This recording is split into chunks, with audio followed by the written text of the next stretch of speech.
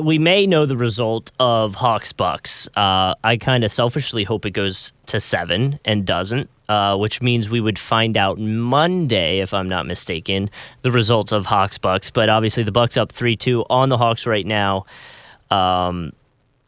You know, it seems like a lot of people want to blame injury and stuff like that this season in general to delegitimize the NBA playoffs this year. And I guess I want to talk about that first before we get into actual, who the Suns would prefer to match up with in the finals. But, do you agree with that? Because there has been a ton of injuries, minor or extreme, that you could probably point to a lot of teams not necessarily making it as far as expected because of the injury. I don't think I'm one of these people that says you should put an asterisk on it. I think Right. the season is what the season is. You play who's in front of you. Injuries are a part of the game. I think you could go back and then do that every single year. I think you could point to an injury and say, oh, well, if this person didn't play, then yada, yada, yada, so be it. But I mean, this particular year, yeah, I think we're seeing the impacts way more than we are with the bubble because it's just the sheer amount of talent that hasn't played. Run down all the contenders, the Lakers with, not having LeBron and Anthony Davis at 100%, I definitely think factored in for sure in that series. The Clippers lost Kawhi Leonard for major ports of their campaign, and that kind of ruined that. The Bucks with Giannis. The Hawks haven't had Trae Young for the past 2 games, and even tonight, he's still questionable. I think Trae Young will probably play tonight, but it wouldn't surprise us if he doesn't, so they're not at 100% right now. The Nuggets with Jamal Murray before the playoffs even started. Boston didn't have Jaylen Brown, for example, in the playoffs. Obviously, the Nets with Kyrie and with James Harden not being anything close to 100%. So, yeah, I think that you're definitely across the board looking at injuries and going, wow, we had, teams that probably could have contended and made a serious run at this never get the full opportunity to. The Clippers, for example, the Clippers could have beat Phoenix, I think, potentially if Kawhi Leonard was there. There's no doubt about it. They would have at least matched up a whole lot better. Denver's another one. I think Denver could have won the whole conference if Jamal Murray was healthy. That just didn't happen. That's not the reality of the situation. Unfortunately, that's what injuries are, and that's just a part of the game. But there have been plenty of other role players, and I think we can definitely acknowledge that a little bit, and that it acknowledged, it gave certain teams paths. But I also just think that you play who's in front of you. I'm not really going to fault any of these teams. If anything, I'm going to credit their GMs for making moves to put them in the situations to take advantage of that. It's look, all that money the Hawks spent looks pretty good if they're going to be 2 games away from the finals. Again, we'll see what happens tonight, but either way, they've already defied expectations, and I think that it's made that a much more appealing market going forward. Oh, It's allowed Trae Young to thrive and grow and take the steps that you would want him to do. For Phoenix, they made a big swing when they went out and got Chris Paul and said, hey, we're betting on this young core. We saw in the bubble last year. We're 1 piece away. We think we can make a run. That Phoenix team was going to be in contention to win the Western Conference regardless of whether anyone was injured or not. If they had lost to the Lakers in the first round, it would have been tough, obviously. But they would have lost to the Lakers. If they were going to win a title, they were going to have to beat these teams. But that's what you'd go for then. Yeah. You want to put yourself in a position to take advantage. The Suns, Phoenix should get a lot of credit for that. Yeah, the Suns should get a ton of credit for the gauntlet that they had to go through just to get to where they are right now. You know what I mean? Those aren't easy teams that you had to go through, and you almost got the short end of the stick in a way that you got matched up with the Lakers right off the rip. There was a lot of things that had to happen for that to be the case, and it's one of those things where you're like, man, we kind of you almost felt like they got screwed over in a way that ended up being that way. But luckily they're still where they are. And you said you were talking about the Hawks, and I think I brought this up on last episode with Carlton, was the Hawks going into All-Star week had 1 more win than the Pistons. And it was like, holy cow. If you want to talk about how coaching in general can just kind of change the mindset of a team, look at the Hawks this year, because they make some changes, and here we are. We're off and rolling, and maybe even potentially going to the finals this year, depending on how the next few games go. I didn't want to dump on them because I've already kind of done that a lot in general, but specifically with Indy is No, I'm not dumping on the Pistons. Got Cade Cunningham I coming meant their way. I know I meant Pacers. I meant Pacers, I but was I gonna, said there's Pistons. plenty of reasons to dump on the Pistons, but now that they got Cade Cunningham their way, listen, it's Yeah, about to be great times in Detroit. But no, I with the Pacers, just the Nate McMillan. Now, granted, they got Rick Carlisle now, so like, listen, all right, you nailed that one that you were able to get Rick Carlisle. I never thought Rick Carlisle would be a free agent again, honestly. So I think you can let that go, but it was kind of the things. It's like, yo, Indy, why did you fire Nate McMillan? He only overachieved with you guys. And good for Nate for just showing. I mean, technically, he's still on an interim tag, I believe, in Atlanta. Like, I think that yeah. needless to say, he's more than You gotten that better tag all the way. you better make him the legit coach. If not, I saw Lloyd Pierce, by the way, too. Yeah, he just signed with Is Rick Carlisle's staff in Indy. yeah. But that's kind of my question is, yo, how bad was Lloyd Pierce? This team was like ninth or 10th in the Eastern Conference at one point. They were not even remotely a threat. And as soon as Nate came in, he just instantly made them legitimate. Like, Yeah. Lloyd Pierce is a former Philly assistant, so I take no joy at this. But oh my God, if you're Lloyd Pierce, Mhm.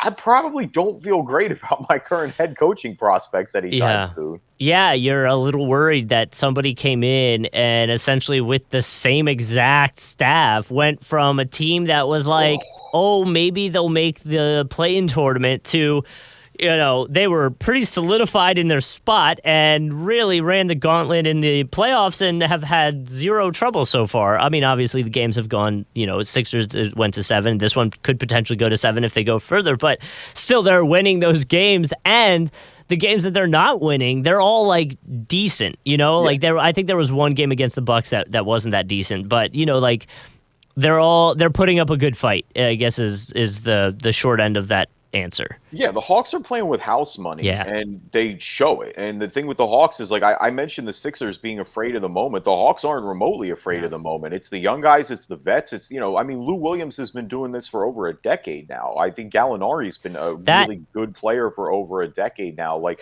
having that mix of infusion yeah. with Trey Young, who is obviously very confident in his abilities. He's somebody who will let it fly from all over the court.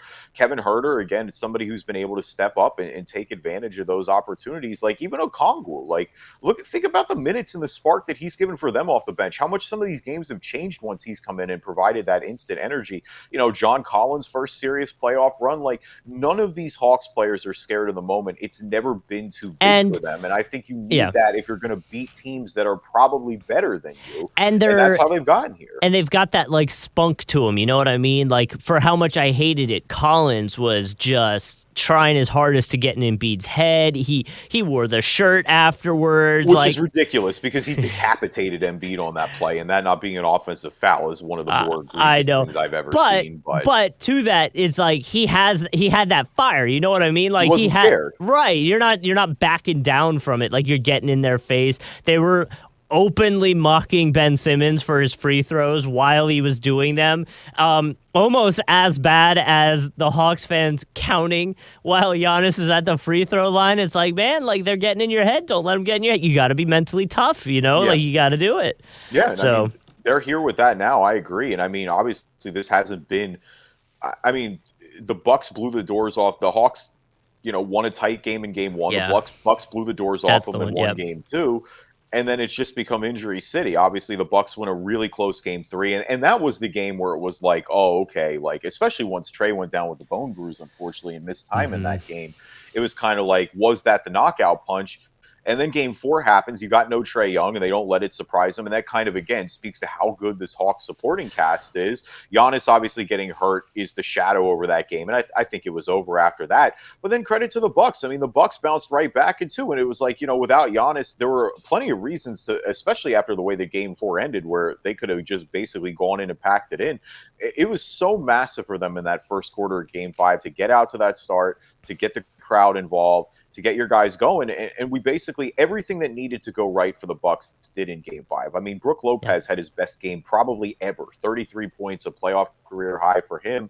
But especially on the defensive end of the floor, he was so engaged, and I thought that made such a massive difference for Milwaukee. Chris Middleton hit his shots and had over 20 points. Drew Holiday was getting to the rack and had over 20 points.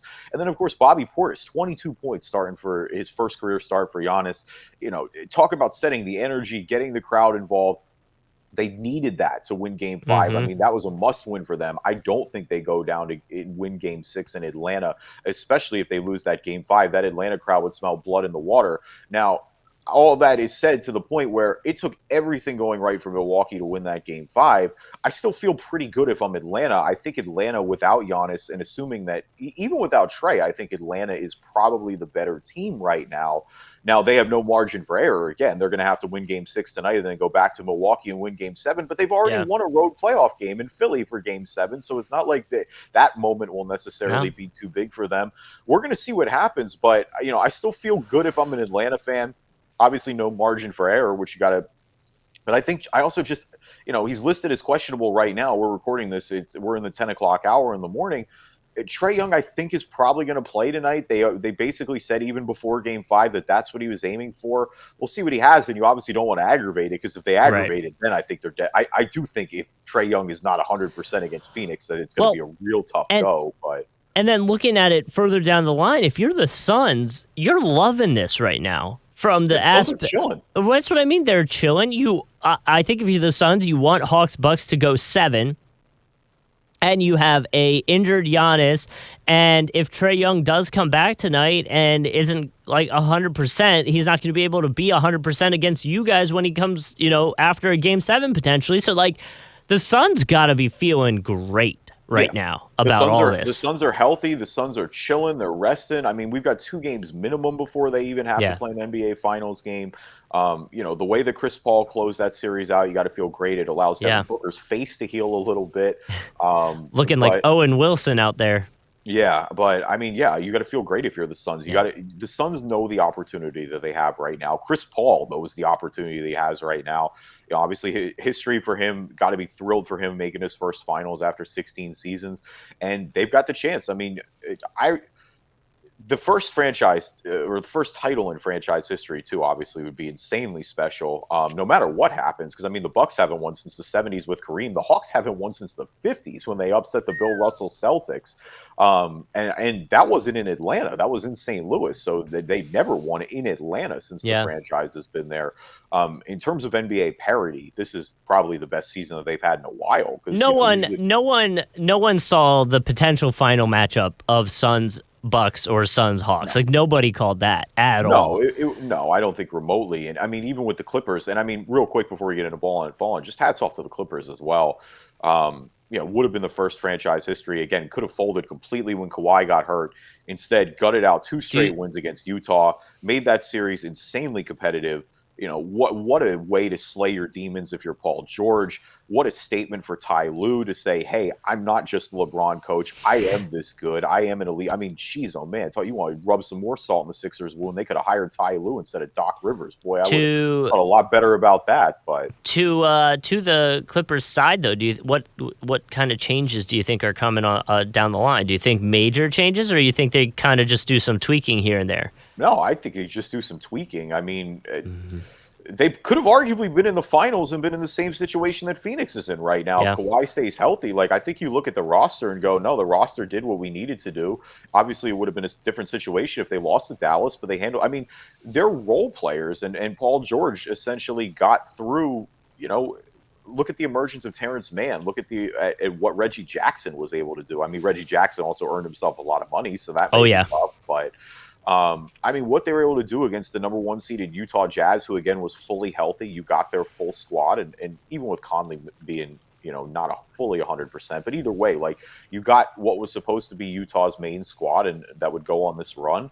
You competed with Phoenix. Again, these were tight games for the most part. You got that Ayton lob. You've got a game where in Game 5 where the Clippers just couldn't hit the broadside of a barn. Like there are plenty of reasons to be optimistic about that version of the squad going forward. And so, no, I don't really think you need to make any wholesale changes. And I think if you're Kawhi Leonard, any remote thing you had about leaving, I don't really get why you would. If you want to truly stay in LA, I mean, Paul George more than proved himself. I mean, that was the you couldn't have written a better redemption tour. Short of him winning the Right. title, you couldn't have written a better redemption tour for Paul George. I mean, geez, he was absolutely phenomenal these playoffs. Yeah. No, I completely agree. And he kind of almost redeemed himself in a way after the the missed free throws and they kind of were trolling him a bit, but yeah, bringing that all back and being playoff P yet again was something that he definitely needed for himself, like just to Yeah. be able to get the haters off his back in a way. It changes his legacy, Yeah. which I think was already borderline unfair to begin with. But I think Mm-hmm. that this kind of put that away and will allow people to appreciate how good of a player about Paul Yeah. George is. Like Yeah. every NBA fan should want Paul George on their team. I don't care, Agreed. regardless of what happened the past couple of years. The reality is the dude is a baller. I know there's been Agree. moments, but he's been in big moments before. He's Mm-hmm. now been on the big stage with multiple teams. So yeah, just a great turnaround for him this season. All right, who's balling, who's falling? Our NBA version of the stock market. We always like to start with the good before the bad. Balling for me this week, I got Carmelo Anthony, who won the first ever Kareem Abdul-Jabbar Social Justice Champion Award.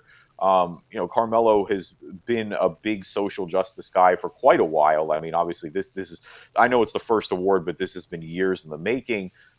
They specifically highlighted the Carmelo Anthony Foundation. He found that 15 years ago. He tries to reach out to underserved communities and work on social health and economic inequities in communities of color. And he also, as well with that, selected Portland's Art Museum's Black Arts and Experiences Initiative will get a $100,000 contribution from the Nice. league on his behalf for winning the award. Nice. That's awesome. Yeah. Shout out to Melo. I mean, he's, maybe the game isn't where everyone remembers Melo, but he's still out there doing that, and obviously off the court doing some great things as well. Yeah, the four other finalists in this award: Harrison Barnes, Tobias Harris, Drew Holiday, and Juan Toscano Anderson. So shout Okay. out to those guys as well. Okay. And my ball in is actually going to be a video, and I'm going to title it Boat Captain Clay.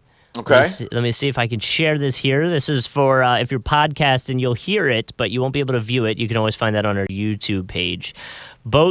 Captain Clay. Here's what he said I'm already sold. during an Instagram. Happen. You gotta manifest things, speak things into existence. 2022 NBA champs, fat 30-pound salmon all season, well, summer season. Man, took Rook on the boat yesterday, taught him the ropes, taught him how to tie line. I taught him a few things. You guys are watching the playoffs, it's hard for me to watch, to be honest, fellas. It's hard for me to watch because I know if we was there, it'd be a different story, but you gotta channel that energy into your workouts. That's called life. Rehab's going very well. I had a great day today. Made some huge strides. I got some jumpers up and it just feels good to get up and down the floor right now, man.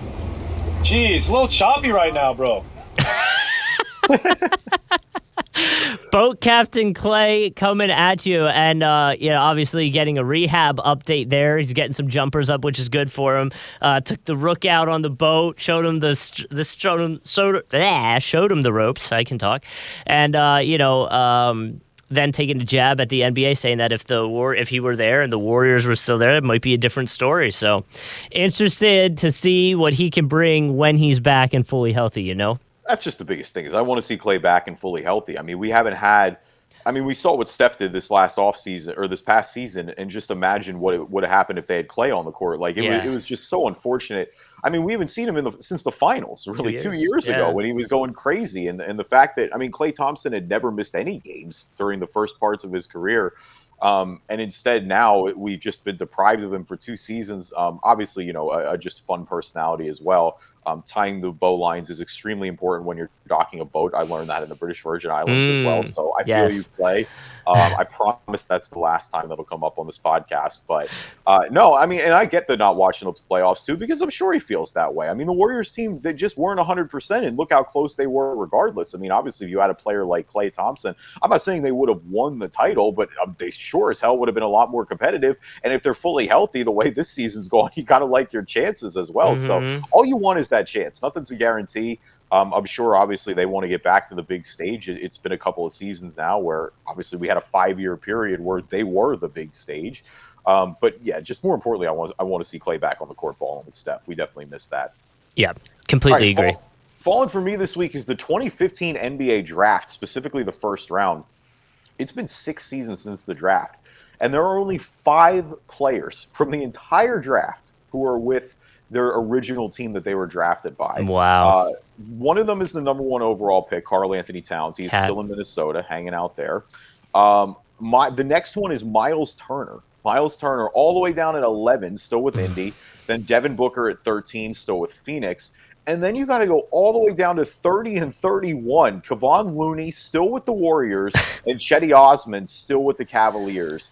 Wow. That is just insane when you look at, because the rest of the top 10, you've got D'Angelo Russell, Jahlil Okafor, KP, Mario Hezonja, Willie Cauley-Stein, Emmanuel Mudiay, Stanley Johnson, Frank Kaminsky, and Justice Winslow. First of all, woof. I mean, this draft has not aged well remotely. I mean, because it kind of makes sense. I mean, if you're redrafting this, I mean, I'm probably taking Book 1. I'm taking Cat 2. And then it starts to get a little weird after that. I mean, we're looking at Miles, like Terry Rozier is a better pick here, and he was Terry. I mean, you got a couple of rotation guys in here, like Larry Nance Jr. was a 27. Well, and you got to remember, Kristaps Porzingis at the beginning was living up to the hype for a little bit there, right? For sure, yeah. So KP's had a lot of injury issues, and so I think that's a situation. D'Angelo Russell's dealt with a lot of injury issues as well, but I mean, that 6 to 10 is brutal. I mean, Mudiay and Stanley Johnson, or Mudiay, I don't even think he's in the league at this point. Or he's not. He's a free agent. Yeah. Stanley Johnson is only really just now getting minutes with Toronto. Frank Kaminsky's in the NBA Finals, so I guess that he's living life there. That's NBA finalist Frank Kaminsky to you. Yeah, I mean, you're not, but that is absolutely crazy. Yeah, Miles Turner was a good pick at 11, but remember we saw Frank Kaminsky at Summer League. We did. We saw Cam Payne in Summer League, too. He got drafted by OKC, and he's playing massive minutes for Phoenix, which is a sentence I never thought I'd say. But we saw Cam Payne. It was Cam Payne, Mario Hezonja, Kristaps Porzingis, Stanley Johnson. I remember that very well. That was a good time. Dude, that's when Kevin Durant was there, because he was down watching OKC. Yes, was that the first year we went? I think it was the first year. Yeah. Yep, that was the first year we went, because KD was there, and it was the year after the Sixers had won the Orlando Summer League title with Nerlens Noel, which is super classic that we would go the next year. But nevertheless, good times at Orlando. Bobby Portis on this list too. And he was at 22, which is fitting considering he scored 22 the other night in that big win for the Bucks. It all comes full circle. Yep. So my fallen is going to go out to Dennis Schroeder, who now wants between $100 and $120 million deal in free agency this year. Wolf for the Lakers. Do you pay him? No. Dude, I want $100 million on my next contract too. That doesn't mean I'm going to get it. I appreciate, because Dennis Schroeder is always a confidence guy. When he plays basketball, he's never afraid of taking shots. He's one of those gunner types. I appreciate that also has translated off the court as well. And it's tough, because I think Dennis Schroeder in this past playoff run didn't do himself any favors with getting paid. I also think Dennis Schroeder was a candidate for Sixth Man of the Year 2 years ago. And so it's also like, hey, again, we're somewhere in the middle here. Dennis Schroeder is definitely a useful NBA player who a lot of teams should want. There's also no planet remotely where I'm giving Dennis Schroeder anything close to $100 or $120 million. I mean, unless it's like a 9-year contract, maybe. And in that case, I mean, sure, yeah, I'll give Dennis Schroeder $100 million over 9 years. But I don't. If he finesses this, then good for him. Because at that point, you need to put him right in the balling category, because then he had great representation. Right. Yeah, Dennis, you may want to lower your expectations. Well, and you saw what Magic Johnson said, right? Saying that he doesn't think he's going to be a Laker, that they're probably not going to sign him. He's going to get overbid. Like he'll get priced out of what the Lakers are able to pay. But I also just don't think that the Lakers should try to re-sign him, of course. I think it's going to be like the Reggie Jackson with the Clippers, where he's just going to have gotten more expensive than you can afford. Yeah.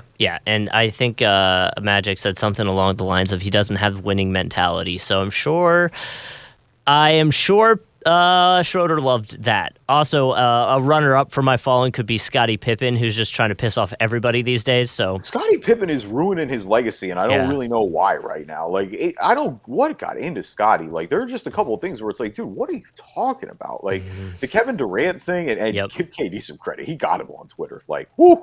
Yeah. Yeah, that Listen, was if there's one thing you spicy. shouldn't, yeah, if there's one thing you shouldn't do at this point, it's probably go at Kevin Durant on You know, Twitter. Kevin Durant is the king of social media responses. Like he He's got time. knows, yeah. His fake accounts are gonna be ready. He'll be good to go. Yeah.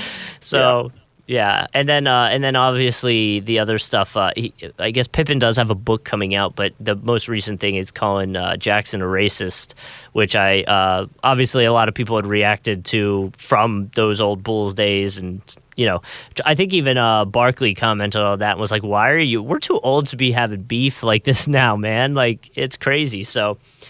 Yeah, I figured we'd just give Scotty a nod for runner-up for Fallen this week. No, yeah, he earned a runner-up. He could definitely be my co-fallen as well. 'Cause it's like, Scotty, Exactly. you're too good to be doing this, man. Like that's the So, thing is like Scotty's one of the best NBA players of all yeah. time. What are we doing here? Yep. And so over to some coaching news. A few things that I wanted to bring up. The first one, let's talk about, Trailblazers' new head coach, Chauncey Billups, which I guess kind of surprised me that they went with Chauncey, especially for a Blazers team that feels like they're ready to ready. They've been making runs. They just need something to put them over the edge. And I don't necessarily know Chauncey, who doesn't have like the history of coaching, is the guy to do it. Yeah, see, I actually disagree with you here. I think Really? Chauncey Billups was a good hire from a basketball perspective. I think he's been an assistant for a while. I think this is a guy who's had success pretty much anywhere he's gone in the NBA. Obviously, a champion with Detroit, what he's most known for, and had a lot of good years with Denver and with New York as well. Like, I think he's somebody that the players respect instantly. I think he's that kind of young upside, ready to go NBA player that you take a chance on. Like you put him into the expectations right away and you hope it works the way the Nets did with Steve Nash. And that clearly was working until, unfortunately injuries derailed their season a little bit. I get the experience, but I think that, Terry Stotts was a really experienced head coach. If you're going to make a change there, like I think you should kind of go the player route almost. Well, and I would say with the Nash, I feel like it's hard to compare anything to the Nash situation because in terms of coaching, and I understand that he did have to do some coaching, but from a talent level, you know what I mean? Like the Nets do their thing, and Nash was there to kind of help facilitate that and offer input. From like an outside perspective, that's at least the way I viewed it almost, where like with a team like the Trailblazers, I feel like you might be drawing up plays a little bit more than you would for the Nets, where it's like these guys are talented. Let's just put the ball in their hand and let them do their thing, Yeah, and I understand that because I do, again, I think when you don't have three of the best players in the NBA, there's a little more of a coaching degree to it. But again, I think Chauncey's been an assistant now for a couple of years. So I think he's been on an NBA bench. Like this isn't like they just plucked him out of retirement somewhere. True. I think if anything, the more issue and the controversy with it is that, you've had Dame talk about it on Twitter where he just is like, claimed he's not involved. And I got to be honest, I had no idea about the Chauncey Billups sexual assault allegations. Yeah. This apparently happened back in '97. He was never charged. It was settled. I got to be honest, I did not know this was a thing. I went back and I read it, and it's definitely not a great look. It's probably the way the Blazers have handled it is very, very disheartening if I'm a Portland fan, just given the fact that, because even at the intro presser, they asked him a question about it, as they should. He should rightly be asked questions about that because, if the Blazers felt that he's qualified for this job, then you should be willing to answer all these questions because that to me should be part of the interview process. And the way that Neil O'Shea just kind of shut the reporter up and didn't even let Chauncey answer when he was willing to answer and discuss it, that to me was more damning than anything, where it's like, oh, you should just trust our process. It's like, really? Should we trust? I think professional sports teams have more than often shown across the board that, they're willing to let certain things go if it's their guy. I'm not just going to trust that. Like the fact that this came up after the hire is a little concerning to say the least. And I don't know, that to me, that's a really concerning red flag if I'm Portland. And I don't know if I can necessarily just look past that. And I would say too, you talk about, look at the Washington football team. They just got fined like $10 million for letting things, quote unquote slide that definitely shouldn't be allowed and doing things that shouldn't be allowed. But yeah, I thought it was weird. And like you said, Chauncey seemed willing to talk about it, but they kind of just like tried to get past it quick and move on. And, which then made it worse because now it's just going to continue to be a thing where I feel like if you addressed it on the opening presser and took the time to answer the questions and give honest responses, I think it would have just happened and we would have moved on. Where now it's like, okay, your response was a little sus, as the kids say these days, and now we're wondering what was going on a little bit more. We're digging deeper when maybe we wouldn't have if you just offered us the answers and we moved on, Yeah, so I mean, this happened. Apparently, this was settled in a civil suit. This happened back in 1997 and involved Billups and Ron Mercer, who were on the Celtics at the time. Yeah. No criminal charges were filed, but again, they settled a civil suit in 2000. Listen, again, it's been settled, but I don't know. And Billups said it was consensual. Like everything that he was saying was that it was a partnership, it was consensual and stuff like that. So, I don't pretend to know anything about the story, but yeah, and if it was, that's fine. But they should be willing to answer those questions. And I don't like the fact that Neil O'Shea just shut everybody up right away and it's like, hey, you got to move on and accept it. Like, no, that's a pretty damning allegation. And if that's going to be your professional basketball coach, who's again the face of your NBA franchise, essentially after Dame Lillard, then I think you got to be willing to answer those questions, and I think that's disappointing. Well, I kind of thought Neil O'Shea's a bad GM for a while, but this is being a bad GM on just a whole different level. Kind of confirms it a little bit, yeah. And who knows how much longer Dame will be there? Well, yeah, I mean, now it's up in the air too, and I mean, these are rightfully the concerns with Jason Kidd. I mean, which I guess we haven't mentioned with Dallas. Dallas hired Jason Kidd, which is number one. It's Jason Kidd is a terrible coach, so it's just like, really, this is how you're trying to keep Luka? Like, Jason Kidd, Kidd is not a good coach. Like, that's what I don't understand. It's fine if he's an assistant, I guess, but if we're talking X's and O's, like, he wasn't good in Brooklyn. He wasn't good in Milwaukee. They got instantly better as soon as Budenholzer got there, and that's from people who rip on Budenholzer.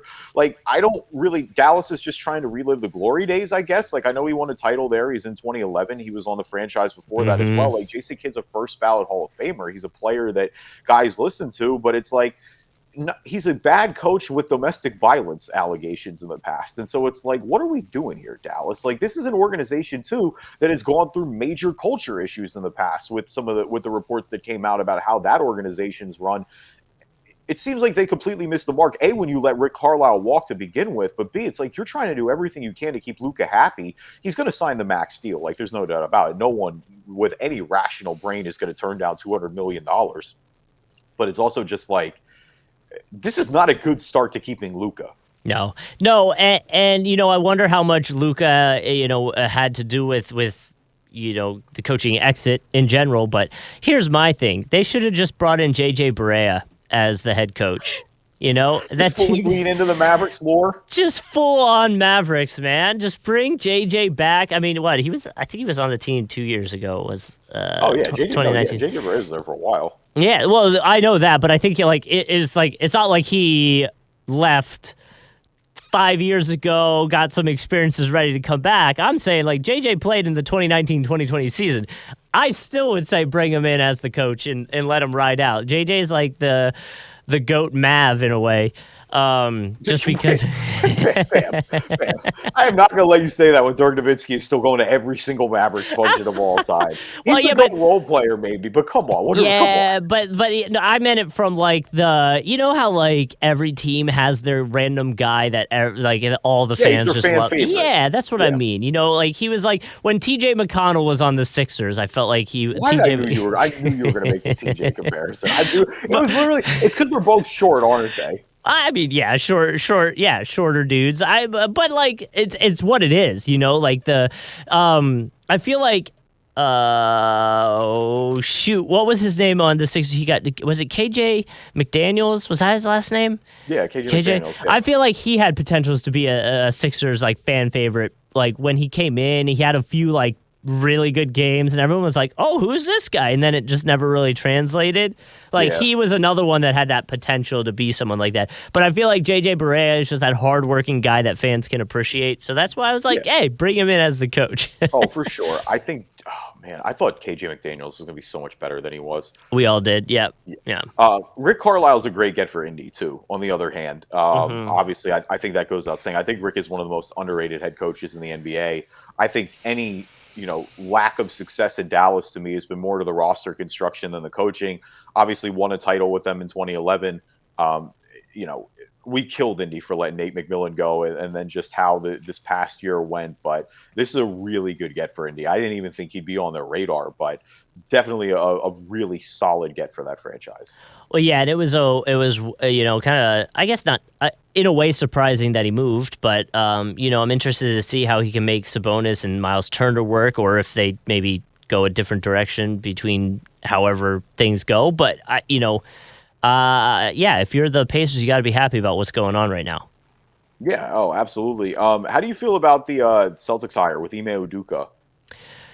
Well, and that's I guess I still have the problem with the Celtics where I don't know what you do next. Like, is it just time to make it the Jason Tatum show in Boston? Well, the Jason Tatum and Jalen Brown show. Sure, but even so, like, is it just now the Jason Tatum show where you're just gonna like roll? Like, what do you do now? Like, what is the next move? I mean, Kemba's, like, how do you fix what was wrong with the Celtics? They draft well. But is a coaching change going to fix that right away? No, well, not necessarily right away, but I think it can get it going in the right direction. Like, here's the reality: is like they took a big, interesting swing by making Brad Stevens in the front office, and Sure, like yeah. Danny Ainge, you could say letting him go was the time. Like, I just think his reputation had gotten Mm-hmm. kind of toxic in Boston as well, and so I think that I'm okay with that being the move. That was interesting. I think Udoka was a good hire. Like, he's been on plenty of NBA like coaching like finalist list for a while. Like, he's been a name that's been buzzing as one of the better NBA Mm-hmm. assistants. I think this is a good hire for Boston. I think it's a good way to start to rebuild their brand a little bit. That I think it kind of gotten. I mean, since the Isaiah Thomas trade, but it started to kind of trend in that direction where it went not the way they wanted to. You've already got Jason Tatum and Jalen Brown, so that's the thing is like you've got two good young players who are under team control to build around. Like, that's already the hardest part. Freeing Kemba's contract up, I think, will give them a little more money to. Will give them more than a little more. It'll give them a lot more cap space to be flexible with, and I just think they got to fill out the roster. Like, the Celtics have just. They were the top end of the roster was never the issue. It was the back end of the roster. It's starting to Mm-hmm. hit on some of these draft picks. It's starting to just make some good, solid free agency signings. But I mean, with Tatum and Brown, any quote unquote rebuild they have to do is a lot easier than it would be otherwise. Like, they're Sure. not starting from square one here. Yeah, I agree, and obviously, he's involved with the U.S. Olympic team, correct? Yeah, I think so. he's been So, I involved mean, with the team. there might be a little bit of him going back and forth and trying to, you're trying to fix the team, but also you're trying to go win the Olympics. So there's a little bit of that going on too. But yeah, I mean, I think, I just wonder, like, I look at the Celtics and I'm glad it's not my job to figure out how to get them back to where fans and expectations probably are already. Mhm. You know what I mean? And so um, I wonder how they do it, and I am always. I feel like we should always be kind of confident in the Celtics to do that. So we'll see where it goes. But at some point, it's like, what's the next step? Where do we go from here? And obviously, Jason Tatum showed a lot this year. So I would just wonder if they're just going to be like, okay, you're the guy, Jalen Brown. You're going to be, 2.0 guy. You're the next man up type situation, and this is how we're going to run this offense. Yeah, and I think again, as they fill out the roster, that'll start to figure itself out. Three vacancies still: New Orleans, Orlando, and Washington. I think New Orleans obviously the most intriguing when you've got Zion Williamson there, when you've got Brandon Ingram, a lot of young players as well. I think New Orleans needs to nail this hire. Zion's had three coaches in 3 years. That does not bode well going forward when you have a talent that good. And so I think they really, really got to take their time and nail this hire. Washington is interesting because there were a lot of people who wanted Scott Brooks gone, but then obviously that great close to the season, but apparently couldn't get a deal worked out. Bradley Beal is there, a bunch of young players who started to take some steps this year. You're strapped to the Russell Westbrook contract, so I wonder how much better you can make that roster, but a little bit intriguing there. And Orlando is just going to be a rebuild job. I mean, that's the reality. Is when you're coming into Orlando, you're not really going to have a ton of expectations. It's seeing what you can get out of Jonathan Isaac and Markel Fultz and a lot of these other young guys that are on the roster, Chumo Kiki and Cole Anthony and RJ Hampton, and see who sticks. But I think they're going to obviously want to hire somebody with the timeline that is ready to grow with these young players. The Penny Hardaway rumors had been there for a little bit. They interviewed Wes Unseld Jr., who's the Nuggets assistant coach. He had a second interview, so good chance he gets hired. It does seem like that the Magic are going to be here at a hire sooner than later, but we'll see what happens. Also, And I just hope with the Magic they can figure it out. Like it's one of those ones that, and I feel like because we're just closer to them because we live really close to Magic. Obviously, you're in the city, but like. It's just like, man, they keep. I don't know if the word's whiffing, but the draft picks never keep really working out. Yeah, it's been a couple of things where they've been close. For example, they missed Trae Young by one pick. Right. Where I think they've been close a lot of the time. Even this year where they were trying to hope they were in the top 3, they're 4. It always works out that way. Or no, they're not even 4. Toronto's 5, 4. 5. They're 5. Yeah, which I know they have 2 picks, but it's just one of those situations where. Do you think they could? Do you think they could package? What is it? 5 and 8, maybe. I think it's either 8. 5 and 8 or 5 and 9. Yeah. Do you think they could package those two together to potentially get any of the top 5 to be willing to move back? It won't be one, but I think they could try to, if there's a way they can move up, if there's somebody they're really keen on at 2 and 3, whether it's Mobley, whether it's Jalen Suggs, maybe you make the move then. Detroit ain't moving off 1, nor should they. I mean, Detroit won the Cade Cunningham sweepstakes. You got to be thrilled about that. They've got a lot of bright times ahead, which again we'll get into a little bit later on. Thank you, everybody, for listening to this episode of the Driving Dish NBA podcast. Appreciate you guys. Wanted to give you a little bit of a longer episode. A lot to talk about. It is definitely good to be back.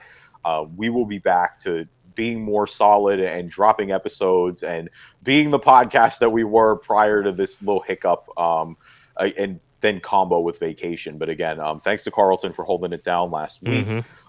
We will have more coming on the YouTube page. Make sure you follow us there at Driving Dish NBA. Find us anywhere you find a podcast. Leave us a review on iTunes, good or bad.